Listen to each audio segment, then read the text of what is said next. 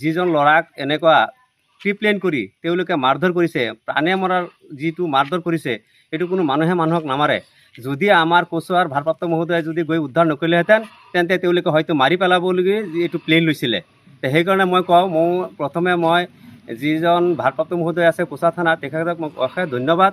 আৰু তেওঁ যেন এজন মানুহক বচাইছে, এইটো অৱশ্যে এটা মানে বিবেচনা কৰিবলগীয়া কথা। আৰু তেওঁ নগ'লে নিশ্চয় এই ল'ৰাটোক কিজানি তেওঁলোকে মাৰি পেলালে হয়, যিধৰণে মাৰপিট কৰিছে।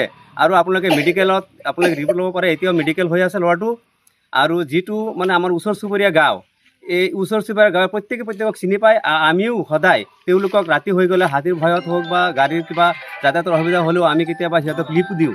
আৰু সেই লিফ্ট দিয়া গাঁওটোৱে আমাক যি পৰিকল্পিতভাৱে আমাৰ এটা জাতিগত হিচাপত যেনেকুৱা মাৰধৰ কৰিছে, আৰু এইটো আমাৰ নেক্সট জেনেৰেশ্যন বা থাৰ্ড জেনেৰেশ্যন, আমি যেনেকুৱা আগৰ জেনেৰেশ্যনে যেনেকৈ আমি এটা ভাতৃত্বভাৱত চলিছিলোঁ, তেওঁলোকে এইটো ভাৱ নাই।